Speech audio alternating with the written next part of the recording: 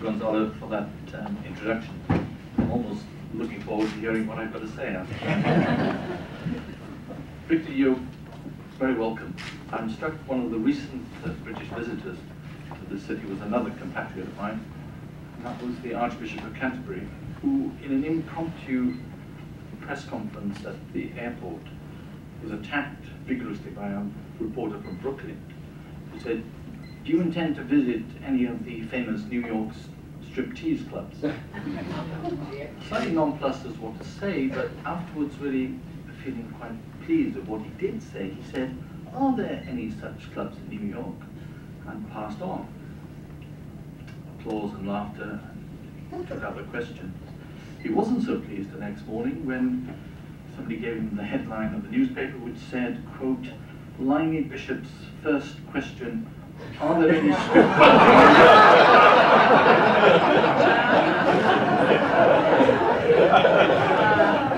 I assume I'm on Chatham House rules. Can I welcome to the initiative between the Foreign Policy Association and Chatham House, both of whom contribute substantially to policy formation. I noticed, of course, how at least two of the previous speakers distanced themselves very cautiously and carefully from what I, as the representative of the British government, was about to say. One word of caution about these policy formation experts.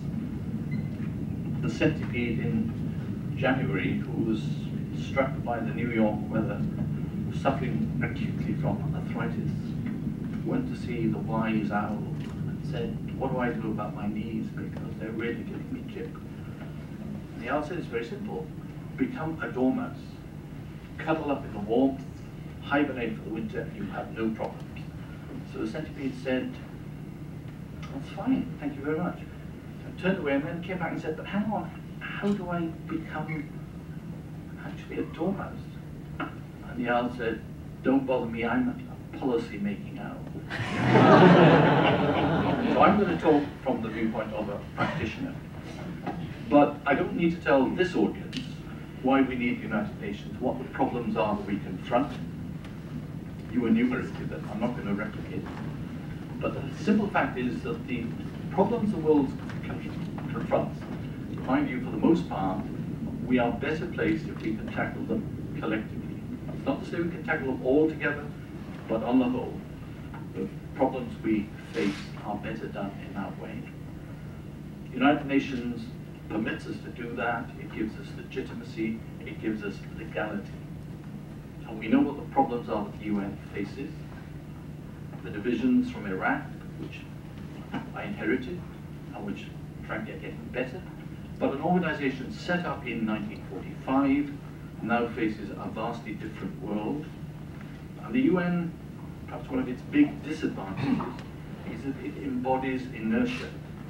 The wit who said that inertia too can have its own momentum was obviously thinking of the United Nations, because it is rather difficult to start something new, but it's much more difficult to stop something that the UN has been doing for a long time. The truth is, we have to adapt. Companies, national administrations do it, the UN needs to do it. But above all, the profile of issues, the threats, they're changing, and the UN has to react to those. That's why I'm not going to repeat what's been said in various reports, but there is a September summit. 191 heads of government, we hope, will come to New York, and will tackle the following sort of issues. And I'm going to enumerate briefly what I regard as the kernel of the decisions of that meeting. The first, more and better aid. The case, I think, is obvious if you look at Africa, but the need to demonstrate that development is being taken seriously, that the development goals will be met. And at the moment, of course, we're behind it. But to do that in the context of an understanding between the developed world and the developing. An end to micro-conditionality, but an understanding that the architecture which covers this is that more aid will be made available, but the countries in turn who are receiving it are expected to have the sorts of policies which justify support. So good governance, an end to corruption, the right sort of economic policies, absolutely crucial. The environment, tonight is a good example of New York weather, but the need to look at climate change in particular and see what we're going to do to take that subject forward is very important. The extent to which we can do that, I think, will depend to a large degree on what comes out of the Gleneagles G8 summit, but a key subject. My third would be support for Africa, but Africa in more than just development, actually recognizing the obligation to tackle conflict, to build peace, and to try and take the beleaguered, almost forgotten continent forward to use and harness the resources it has and actually propel it into the 21st century. Terrorism. What are we going to say about that? What's the United Nations contribution going to be? And are we prepared, at least, to accept that attacks on civilians actually constitute one manifestation of terrorism?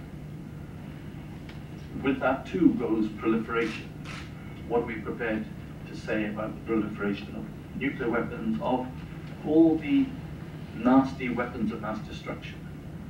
But we had a review conference in the last 3 weeks of the Non-Proliferation Treaty, which frankly was a disaster, which failed to reach any conclusion. Can we pick up those pieces and move that subject forward? The responsibility to protect, where governments fail to actually look after their own people, one way or the other, be it natural disaster or be man-made, what's the international community going to do? And that's not necessarily a military response. It's a range of intervention, from alleviating famine, from a diplomatic intervention to try and minimize conflict, promote agreement, down to the sort of Kosovo case, where, as in Darfur tonight, it's necessary to put troops on the ground to protect people who otherwise don't have protection from their own governments. Are we prepared to actually say that when the treaty or the charter talks about non-interference in domestic affairs, are we prepared to say that with that goes an obligation that the government has to exert its responsibilities properly? And if it isn't, do the rest of us have a corporate responsibility to intervene? My answer to that is very clear. I hope the summit can give the same answer. I'm not talking now about criteria for the use of force. I'm talking about the responsibility to protect those who need the protection.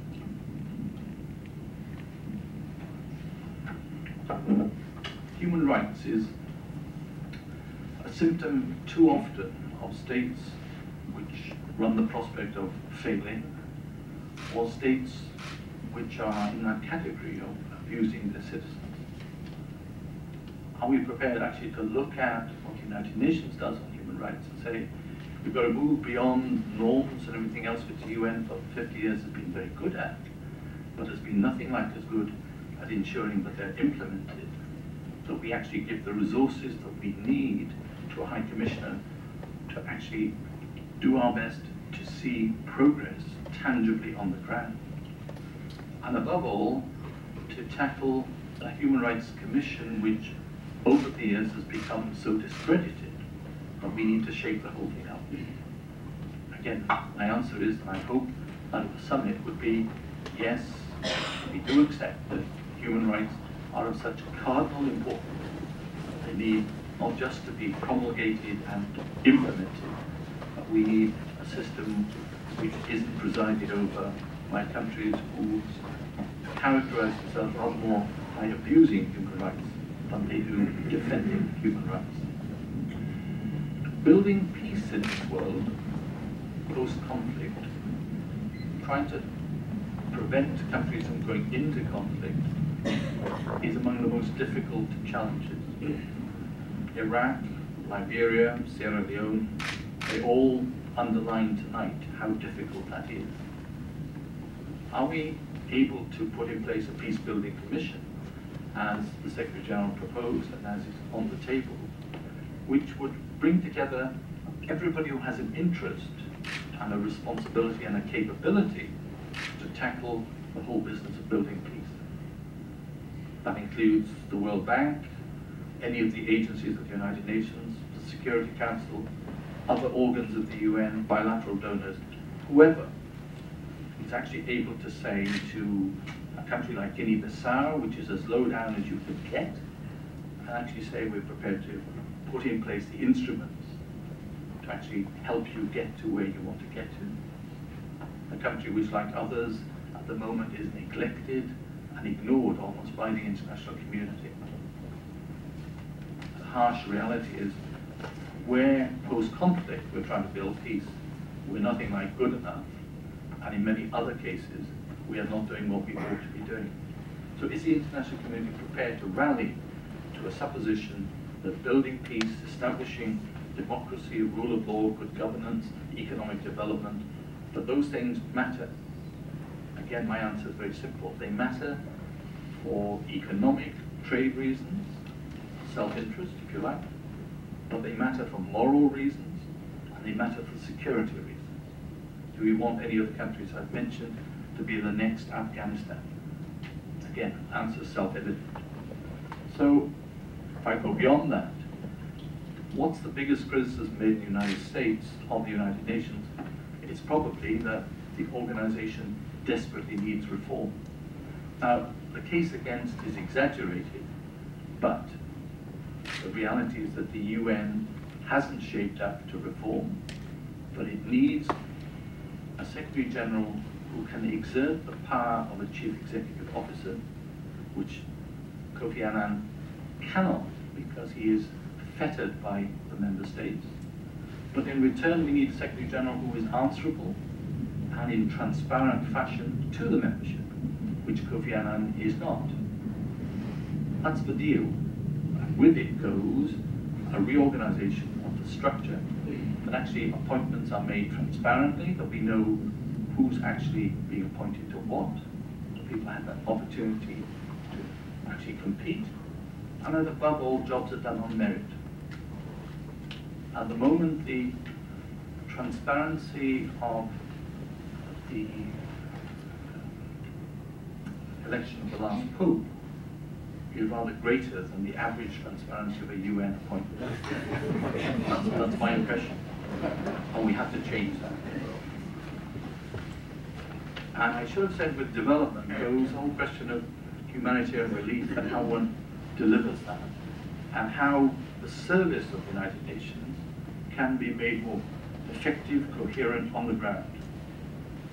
Now, I went with the Security Council to West Africa a year ago, and no head of government, any minister we met, and we met an awful lot, none said, get the UN off my back. They all said, the UN is doing a terrific job, can we have rather more of the UN? But what was obvious was that we still have a long way to go to make the aggregate effort as focused as it ought to be, non-duplicating and as effective as we would want it to be. That's part of the challenge. And service delivery for all bits of government is more and more a challenge. So we need to do better. Now, if we can sort out those issues, what we succeed at a stroke, I would argue, is putting the UN as a system, as an organization, in a position to function better, and that it's tackling tomorrow's problems, i.e. we relaunch and make the United Nations relevant to the challenges of the 21st century, as it was in 1945, to the challenges then confronting the UN. So what do we need to do? Well, there's a debate in the General Assembly next week on the document currently on the table. It's reasonably good. It needs to be much more ambitious. We need to press very hard for improvements to cover the issues in particular which I've mentioned. It needs to be summit-level language which will encourage our heads of government all to come. And it needs to be in sufficient detail to do the job, and above all, to see off what I would call the spoilers of life, the people who fetter the Secretary General at the moment from the member states, But the people who host this summit must be told very firmly, heads of government have decided this is what we're going to do, and now just get on and do it. The conditions for success, well, that the membership as a whole clearly should sign up, but that requires, in my view, that the Africans, who as a continent have most to benefit, should come out fighting for the sorts of things I'm talking about. It's very easy to have a simple G77 response which says, actually debt relief is fine, but we don't accept any conditionality. That's out. Duty to protect is actually an interference in our domestic affairs. Let's not have it. The Africans, and the African Union in particular, are demonstrating day by day how they are interfering in each other's affairs, how they're doing that constructively for the betterment of Africa. And that has to come through in detaching themselves from the general political approach, which is presented as being homogeneous, but clearly isn't.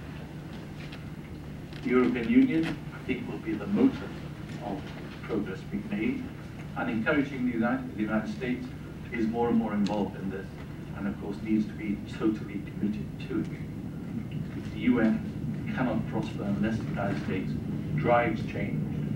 The United States, in turn, I think, needs the sort of UN I'm talking about. The Security Council debate, which I know will come up in questions, I would simply say that cannot be allowed to in any way impede progress on the sorts of issues I'm talking about. If the Security Council can be enlarged, terrific.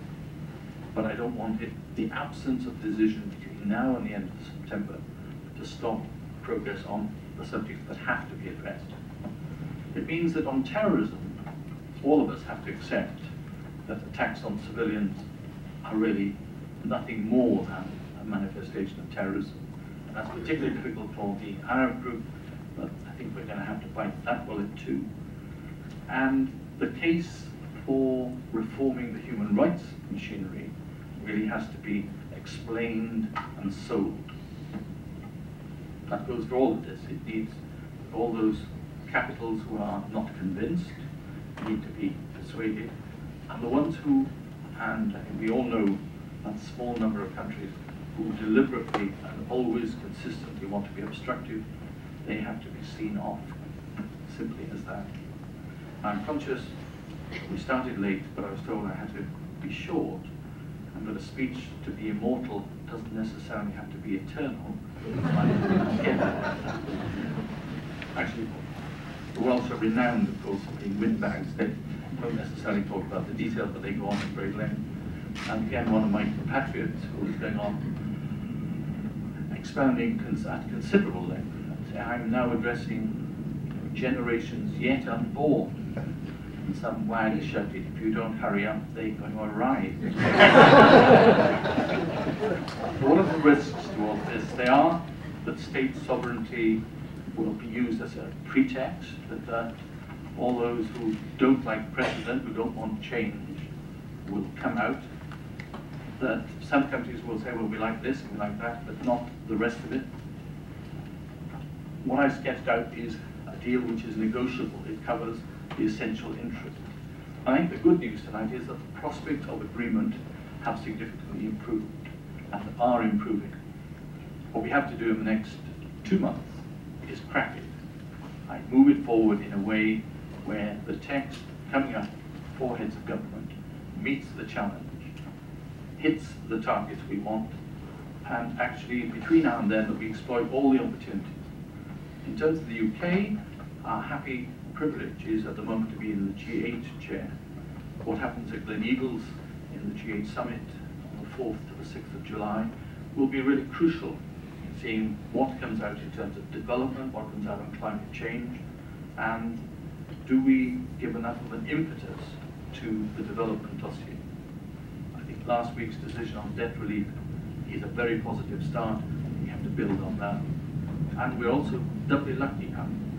Cap overflows with wishes because in 2 weeks we assume the presidency of the European Union. So our policy on reproductive cloning is about to change because the permanent representative wishes to be cloned. So if you have any help me on that basis. But again, it's a question of getting the European Union building on what the Luxembourgers have done and to make sure that the EU plays its part. That's what the UK is committed to doing. And our hope is, very simply, that history will judge the summit for what it achieves and not criticises us that we lost the opportunity to relaunch the United Nations, which we so much need. I think we'll do it, and we will need every help from everybody in this room, the press, and do what you can with politicians and the like. That's my prognosis. We are set, fair, and we may yet do it. Thank you.